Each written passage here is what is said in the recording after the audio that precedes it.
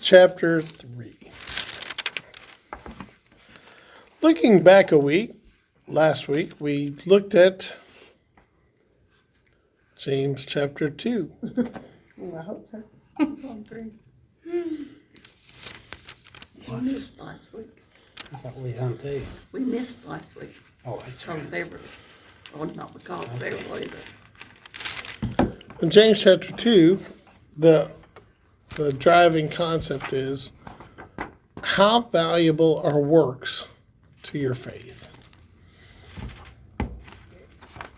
Are works a requirement of your salvation? Is that a question that you're asking? Well, I'm throwing it out there, but if anybody wants to take on that one, No, not a requirement, but it's a result. that's right. That's what James was telling us, was that your works are not a requirement of your faith, they're the evidence of it. Your works are going to be there if you actually have faith. But you can have faith in all sorts of stuff. I had faith Kentucky was going to beat Georgia in a football game last Saturday. It did not happen. My faith was misplaced. I didn't even know there was a football game last Saturday. There's a football game always, always. Yep. till February. And then people watch TV again for 4 months, and then it'll be football again. It's crazy. All right. So anyway, today we forge forward chapter 3. Sorry. My brethren, be not many masters, knowing that we shall receive the greater condemnation.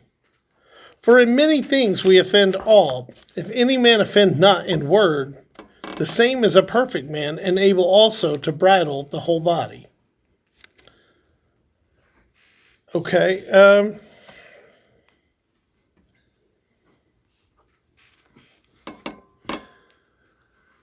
It's important that we understand that greater condemnation comes upon those who have faith that err than it does on people who just are erring as a result of their nature. You kind of get that? Mm-hmm.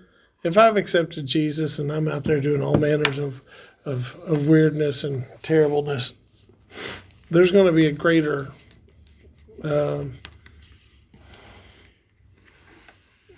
it's going to be a lot more evidence on me whenever I stand in front of the judge, as opposed to if somebody was just sinful and they would sin their whole lives and they'd never.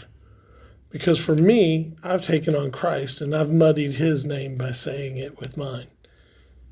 That's a greater condemnation.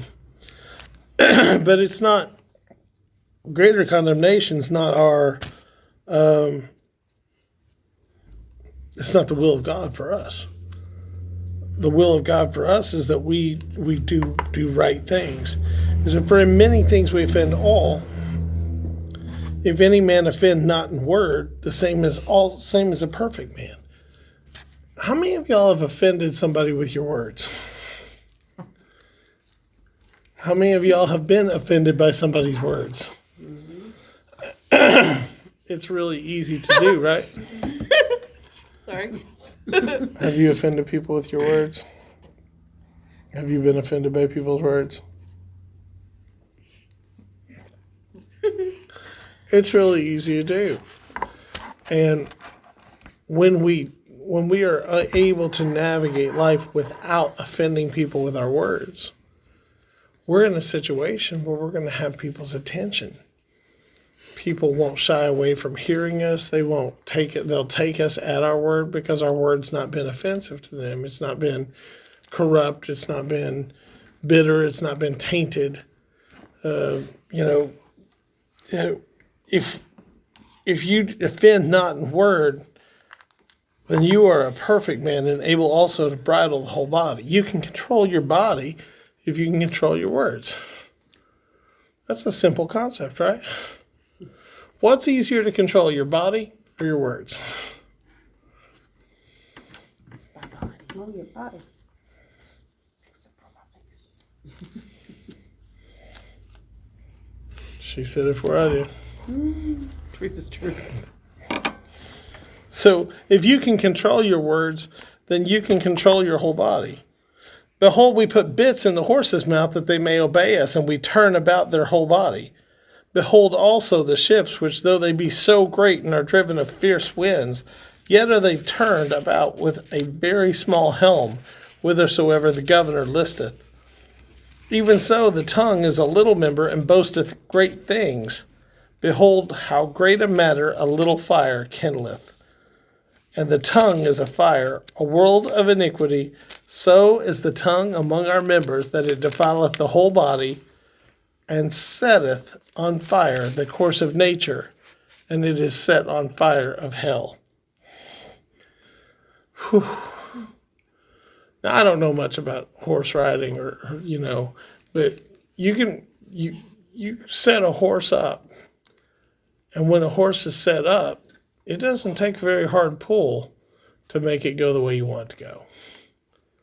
And same thing with the ship. A massive ship is still turned by a little steering wheel. And how far does it have to go off course for it to be way off course? That's what the tongue is for us. It's a little tiny part of the whole mechanism, but it's the one that can steer us off course the fastest. It's the one that can put us in the biggest messes, because from the tongue comes, bitterness. From the tongue comes complaining. From the tongue comes lying. From the tongue comes insults. From the tongue comes conceit. Everything that makes us look ugly to the world, it originates in our words. And James is really kind of almost condemning the power of our own voice. Because if we've been given our voice by God, and our voice has the power that a helm has of a ship, or the bit has of a horse, why are we always in trouble with it? Why are we offending people or being offended? I mean, that's a great question, right? I mean, one for the ages. Or he says in the tongue is a fire, a world of iniquity. So is the tongue among our members, that it defileth the whole body, and setteth on fire the course of nature. And it is set on fire of hell.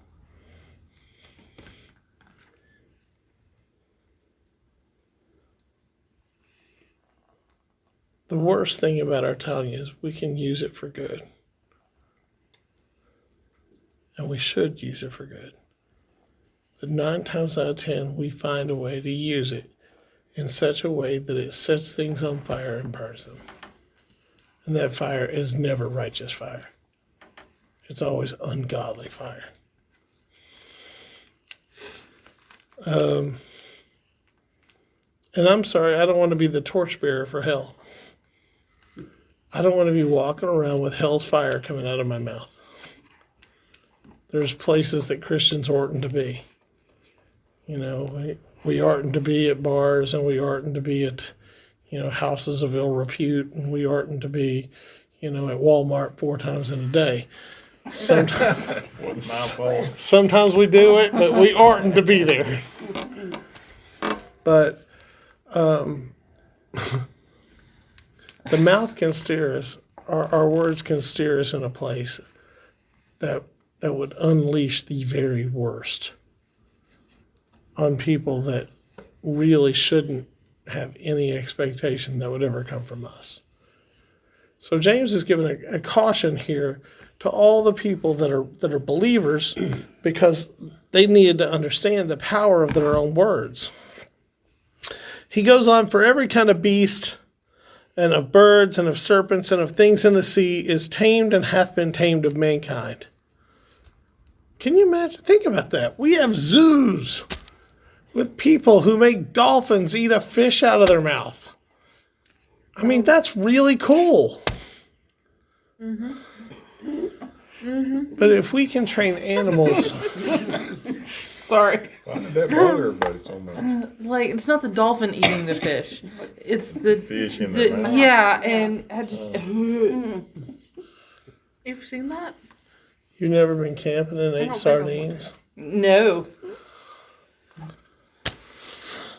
Sushi? no. I don't either. I don't even eat catfish, bud. Like, I'll eat it if it's deep fried. I'll eat anything Nah. that's deep I'm fried. not. Yeah. Eat cardboard. if it's Crazy. No more frozen in the box, just deep fry the box. It's fine. That's why deep fried Oreo. Maybe deep frying these will make them taste good if they're bad. I don't know. Let's have to test that out. Deep fried Baptist. You've heard of free will, and then there's deep dish Baptist, and there's deep fried. Gotcha. Those are from down south. Yeah. Right. Okay. Yeah. Sorry, I'll be quiet now. Kentucky Fried Baptist. Oh my. I see a podcast. No. Right. I'm in. Dude, that would be an awesome name for a podcast. I'm in. I thought it was like a requirement, like in the state of Kentucky, for a Baptist pastor of any Yeah, yeah. Baskin Robbins flavor that they have to like fried chicken. Yeah. Like it's just a Well, I don't trust anybody that don't like fried chicken. well, it's true. It's on our. It's true. It's on our ordination paper. Is it? See, I thought it was It's- like it's a requirement. Uncle Reverend said the same thing. Yeah. Section 5, Right. paragraph 3. Yep. Thou shalt eat fried What- chicken. when they set Thou the shalt eat the chicken fried. yeah when That's they how- sit the candidate in front of the church and they're grilling him with questions, one of the questions is, "What chicken? How do you eat it?" Yeah. There's only one answer. Fried. Fried. A lot. Often. In mass. I used to watch my great grandmother. She had I'm sorry, I talk too much. But she had an electric skillet, and she would pour it full of lard, grease, whatever you want to call it. And then she would take a whole stick of real butter and melt in that, and then she would fry her chicken. Oh, Yeah. Oh man. Man, That's it what- was good. It that's was what good. dreams I'm are sure made it of took right 4 or there. 5 years Like- off my life, but I don't care. It's the 5 years you're in the hospital. All That's right. They tell me I'm super healthy right now. It don't hurt me none. so Sorry. trying to will it back. If we've been able to tame animals, if we've been able to domesticate animals, I mean, like, we have a dog for now. Obviously, you haven't tamed or domesticated him, but He's on the fence line about whether he's moving out or not. But we have a dog, and for the most part, he does what we tell him to do. He acts out when we all leave at one time, and that's his act out. He just seeks and destroys anything that I might particularly like in my life. He's like, fine, I guess I am gonna eat these Oreos since you left me home alone. Oh, look, Oreos. I bet he would Exactly. really like those. Gobble, gobble. I think that was our turkey instead.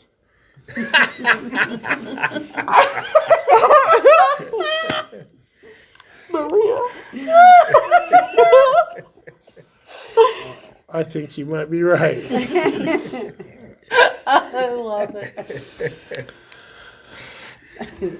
But the tongue can no man tame. It is an unruly evil full of deadly poison. I want you to pay careful attention to this right here. He says, we've tamed animals all day, every day. I watch on anybody watch the, like those channels that have like the animal shows? Like, I don't know the like names of the Animal show. Planet. Maybe. I don't know. You turn it on that channel, and they've always got somebody in there. They're like, and here we have the wild blah blah blah. Like And, National Like dog Geographic. shit? yeah, like No, National. no, thank you. And they'll be like, oh, here comes the Hulk. I'm going to make him land on my hand. Oh, Oh yes, good. That kind of stuff. They're all British, obviously. Obviously. Not the crocodile ones. They're all Australian. My Australian accent's not that great. All my accents are horrible. Even my real one.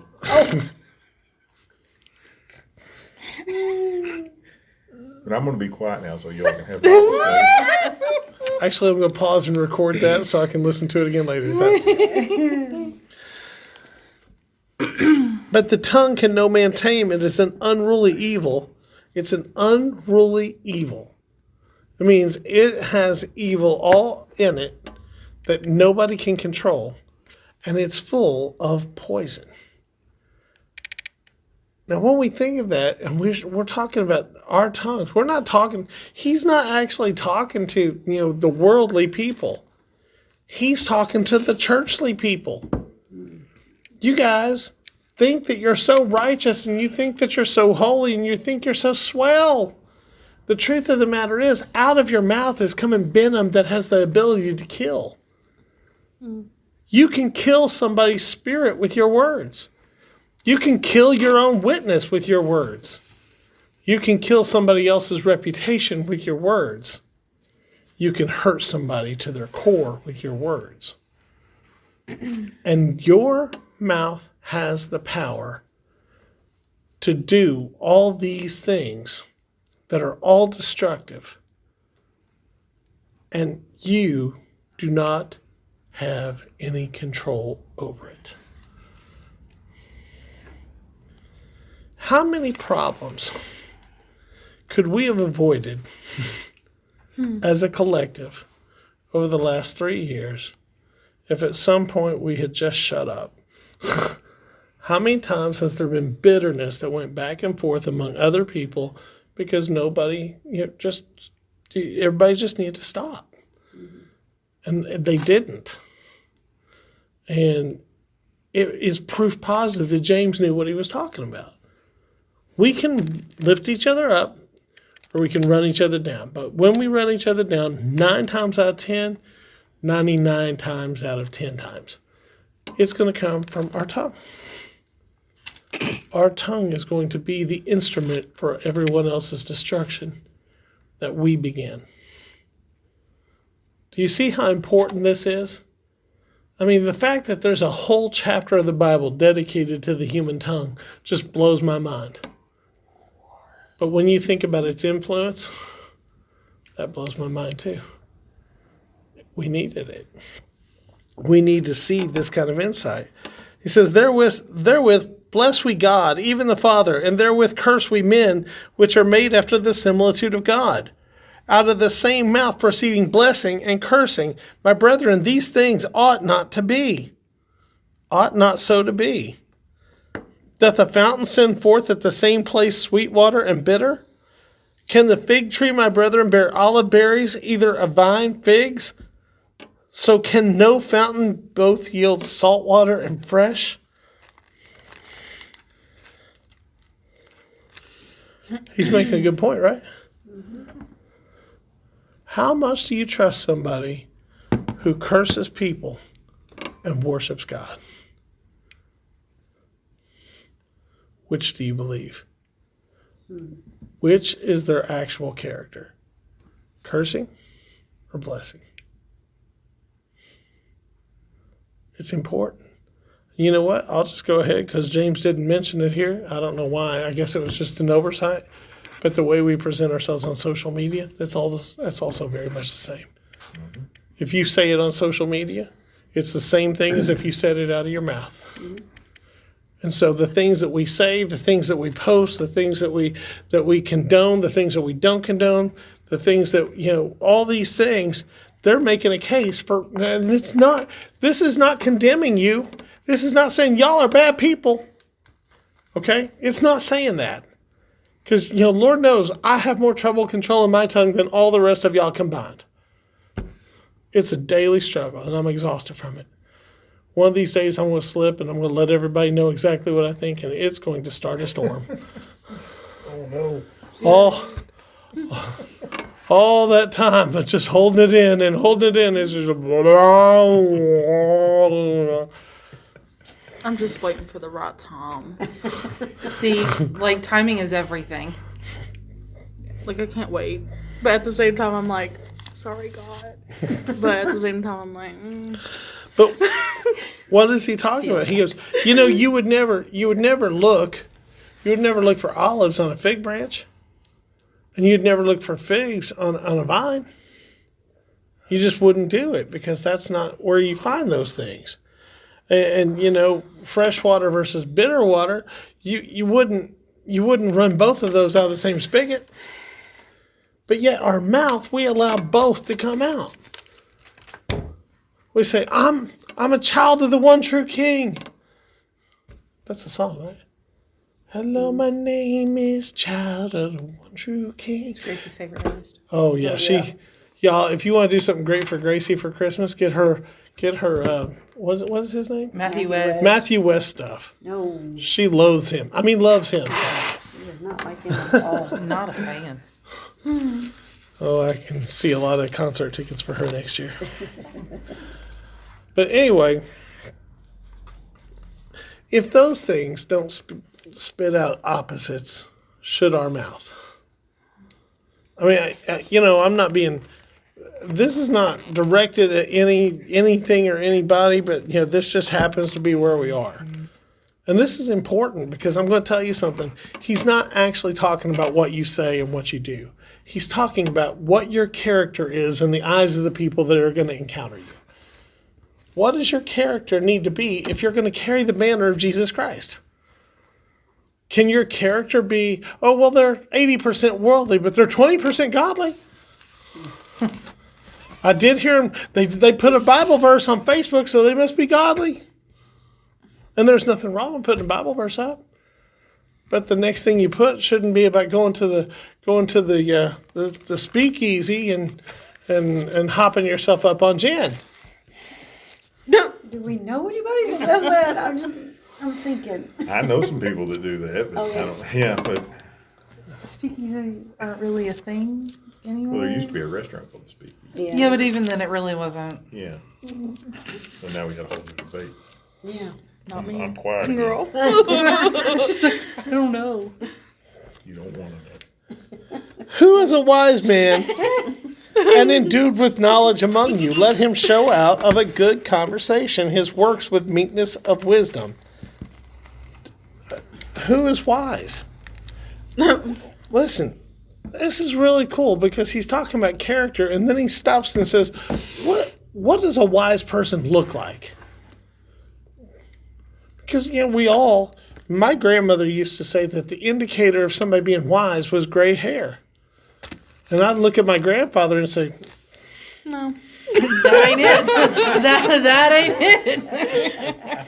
it. you're smooth. But she'd say gray hair is an indicator of wisdom because you got it getting your lumps. But really, how do you really tell a wise person? What are the indicators of a wise person? Somebody who's endued with knowledge among you, they show out a good conversation. That's the first thing. That and, just because you know it doesn't mean you got to show it. You know what I'm saying? Yeah. Learning when to be quiet is wisdom.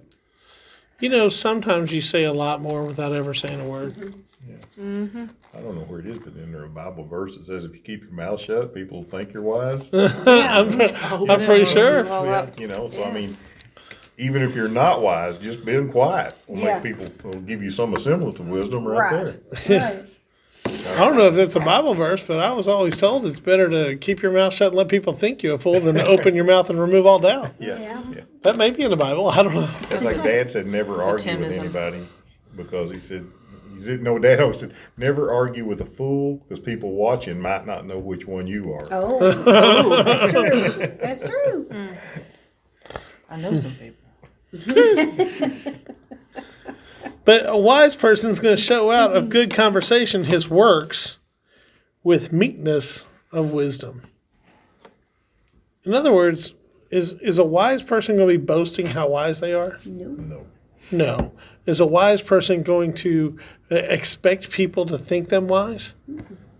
No. They're just going to be wise in the way that they exercise their conversation and what they do. And you know what? If you see somebody And they're exercising their conversation and what they do with eloquence, and they're not boasting, and they're not creating havoc, and they're not spewing the river Styx out their mouth. I had to get that in, sorry. If they're not doing those things, then all of a sudden you think that might be somebody I can go to if I need some wisdom. And there again, are we talking about the actual things we say with our mouth, or are we talking about what Christian character looks like? Because we're talking about a Christian should be wise.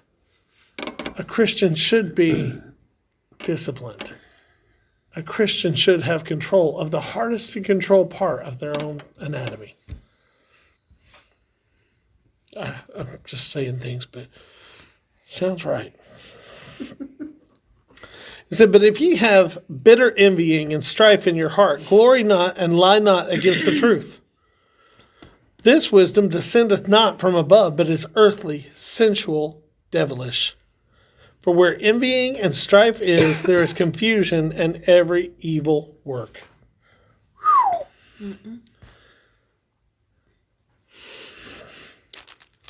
If you have bitter envying and strife in your hearts, glory not and lie not against the truth. I don't know where this is, but I do know this one's in the Bible. Out of the abundance of the heart, the mouth speaketh.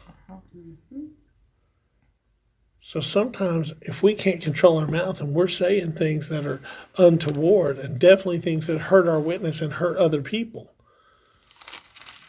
it's a good likelihood we've got some stuff in our heart that needs to get scrubbed up and cleaned up. And so if you have those things in your heart, you don't want to be working against the truth that is supposed to live within you. You have to clean yourself up.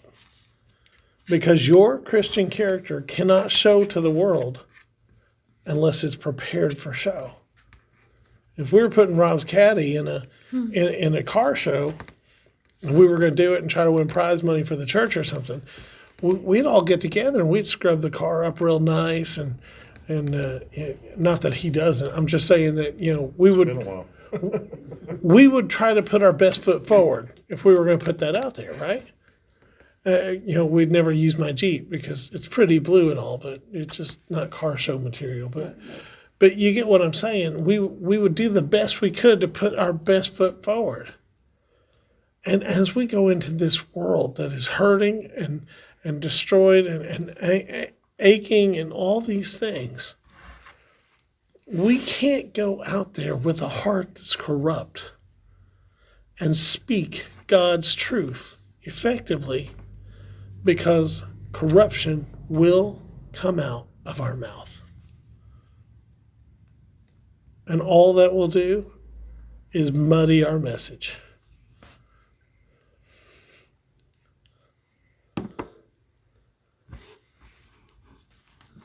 So those things, the wisdom that is perceived in that case, it's not earthly. It is earthly, and it's sensual, it's devilish. It's not from God. It's not built on something that God gave us. It's not using our Christian character. It's using what we've learned as people. Anybody can learn to sound wise. But the truth of the matter is, we can't mix earth's wisdom and God's wisdom. Because then nobody will know which one you are. If you're the fool or the fool arguing with the fool.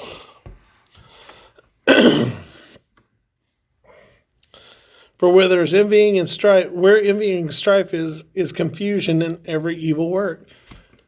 Who's the author of confusion? Satan. Is Satan going to give you anything that's going to help you present a godly character? No, he's going to do things to make you present a non-godly character so that your message is muddied to the people that he still has a chance with. Your tongue is incredibly important. Your message is incredibly important. Your responsibility is incredibly important. so much so that there's an enemy assigned to prevent you from succeeding. But the wisdom that is from above is first pure, then peaceable, gentle, and easy to be entreated, full of mercy and good fruits, without partiality and without hypocrisy. And the fruits of righteousness is sown in peace of them that make peace. Real wisdom, it's not coming from the same source as the fake wisdom, is it? It's coming from a source that is above. It's pure.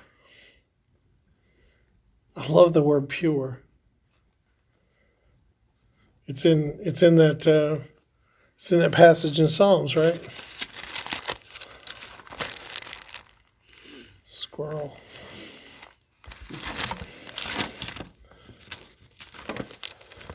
But I always say that this passage in Psalms is a description of God's character. So since we're talking about character issues, it'd be a good stop for us to come by and look at this. It says, the statutes of the Lord are right, rejoicing the heart. The commandment of the Lord, the commandment of the Lord is pure, enlightening the eyes. His commandment is pure. And he wants us to gain wisdom from his purity. Do we have purity in and of ourselves? No. We're the train wreck with the tongue that wrecks things, remember? His purity can give us that wisdom. His wisdom is peaceable. Is his wisdom bickering back and forth? No. You know, I think it's interesting when people are in a feud. Anybody ever know anybody in a feud? I read about those poor folks in Pikeville. They were in a little bit of a fracas. You may never heard of them. It was a very small story, but they got into a little bit of a fracas. And it wasn't peaceable. So was it wise? See, I've known sometimes when people get into it with each other, and you would never know what they were into it about.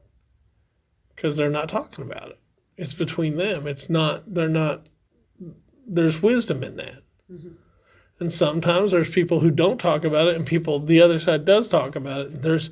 You know which one's the fool and which one's not. But peaceable, gentle. If somebody's abrasive with you, are they going to think, do you think they're wise? Mm-hmm. If every time I see Noah, I smack him and then I tell him what I want. Oh. First of all, he's going to start ducking, right? But he's not going to perceive me as being a wise person. He's going to perceive me as being a mean taskmaster. I don't do that. I very seldom hit him anywhere. Nope. Sometimes, but not where you see the mark. As long as he wears a shirt, we're okay. No. You're pitiful. I'm kidding. But truthfully, I don't think, if I'm being honest, I don't know that I've physically corrected him since he was a baby. And me and him, we horse around and fight with each other, just play fighting. But I don't think I've disciplined Gracie way more times than I did Noah. So you have before, but it's very few because he's very tender-hearted. So but he always took correction, verbal. Yeah. His verbal has always been enough. I say, you can't do this. And he is truly sorry, and he just doesn't do it for a few minutes, and then he does it again. Then we have to recorrect. But it's a teaching process. But, there's wisdom in being gentle and easy to be entreated. Are you approachable? I mean, really think about this for a second. Are you approachable? If all the other stuff that we've talked about in our Christian character here, if you have all of that going for you, and somebody perceives you to be wise and somebody they can approach, are you approachable?